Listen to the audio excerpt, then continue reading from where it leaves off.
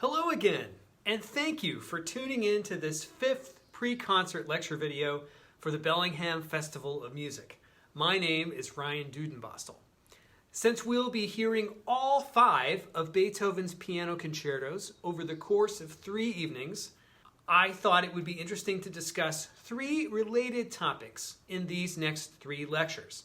Beethoven the virtuoso, Beethoven's deafness, and whether it's coded into his music, and finally, Beethoven and the expansion of form. Let's start with Beethoven, the piano virtuoso. First, we have to keep in mind that the piano was still a very new instrument in Beethoven's day. There are a number of key differences between the piano and its predecessor, the harpsichord, but the most important difference is in the action. Now, harpsichord action is very simple, like a seesaw. When one end of the key is pressed, the other end moves upward, pushing a vertical piece called a jack up to pluck the string. It really doesn't matter how hard or softly you press the key, the volume will be more or less the same. And the key has to be released completely to reset the jack back below the string so that it can pluck again. Now, the piano has a much more complicated action, in which the strings are hit with a felt hammer rather than plucked. Here's an early example of what we call a single escapement piano action. You can see here how the hammer moves independently of the key. There are 2 really important advantages to this mechanism. First, it allows the player to control the loudness of the sound depending on how hard they press the key. Second, the instant release of the hammer back away from the string allows for a much quicker repetition of the same note. Later piano builders would adopt what we call a double escapement action, which allows for even more rapid repetitions. The piano really started to go mainstream around 1770, the year Beethoven was born. So he really grew up alongside it. And as with any new technology, there was a lot of variation between makes and models of pianos, both in terms of how they worked and what they could do. Performers of Beethoven's generation were learning the capabilities and the techniques of the new instruments as they went. Beethoven's father was determined that his son would follow the same path as Mozart, and drove young Ludwig hard. Often he would be pulled out of bed in the middle of the night and sat in front of the piano to practice, and for better or worse, by the time he was in his late teens, Beethoven was probably the most accomplished pianist in his hometown of Bonn, and had already begun a number of ambitious composing projects. He was just shy of 22 when he arrived in Vienna, with ambitions to become a great pianist composer. Now, the Viennese aristocrats loved music, and they spent a lot of money on it. Most upper-class households employed at least a resident string quartet, while others had full orchestras on staff. The Esterházys, who famously employed Haydn, even had their own opera company in-house. So Beethoven quickly made a name for himself, playing in the salons of these high-class Viennese musical circles. And based on reports of the time, it appears he had no rivals. He had come from Bonn with an armload of showpieces written for himself. Most of these were sets of variations on familiar tunes. Variations like these were a common vehicle for virtuosos, and an argument could be made that they still are today. Among these was a set of 24 variations on an opera aria called Veni Amore by Vincenzo Righini.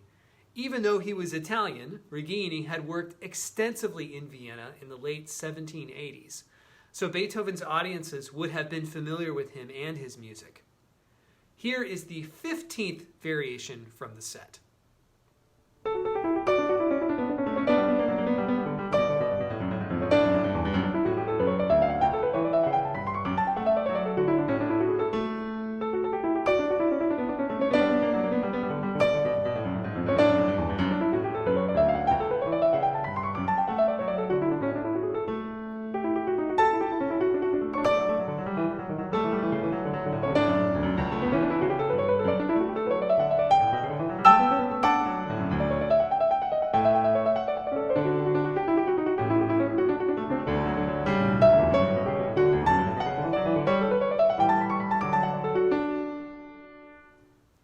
don't really have to read music to see and hear that long ribbon of black notes swirling up from the depths in the left hand, high up into the right and back down again, while the tune carries on underneath. This device is sometimes called the third hand, and we see it all the time in the virtuoso piano music of Liszt and Chopin's generation in the 1830s. Beethoven was also a terrific improviser and often competed in pianistic duels with other pianists. And just as happens in so many other fields of music, virtuoso in Beethoven's circle would copy each other's tricks in a constant game of one-upsmanship. Beethoven was particularly annoyed by this practice because he was the best, and he considered it something akin to theft. So he took pains to write these advanced techniques down in his pieces, just so he could have a first claim on them. Take a look at the end of his 12 variations on Se vuol ballare from Mozart's Marriage of Figaro. This is a piece for violin along with the piano, but the piano was really the one in the spotlight. Here the right hand is trilling rapidly between two notes with the ring finger and the pinky of the right hand, while the other fingers pluck out a melody below. Then he does the same thing in the left hand, and then back to the right hand, only now the melody notes are above the trill. It's so difficult for any pianist. Let's listen to it.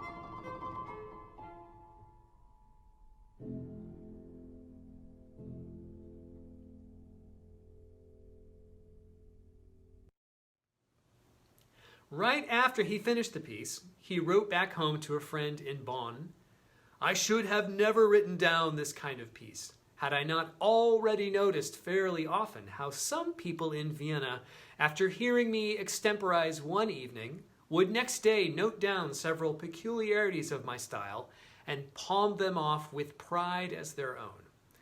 Well, as I foresaw that their pieces would soon be published, I resolved to forestall those people. But there was another reason too, my desire to embarrass those Viennese pianists, some of whom are my sworn enemies. I wanted to revenge myself on them in this way, because I knew beforehand that my variations would here and there be put before said gentlemen, and they would cut a sorry figure with them." I love this quote for just what it reveals about how pugnacious Beethoven was, even as a young man. Throughout the 1790s, Beethoven's reputation as a pianist only grew, with a packed schedule of near constant performances of both his and other composers' works. Among them, Beethoven's first two piano concertos. His pieces from this period are daring and serious, and it's very clear that he is absorbing his lessons from Haydn and marrying his virtuoso technique to a solid foundation of longer forms. However, Beethoven was in a duel with another challenger, deafness, which began to affect him just before the turn of the new century and only grew progressively worse.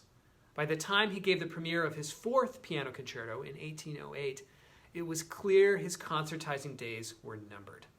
But that is a conversation best saved for my next talk on Beethoven's deafness and how it is manifest in his music.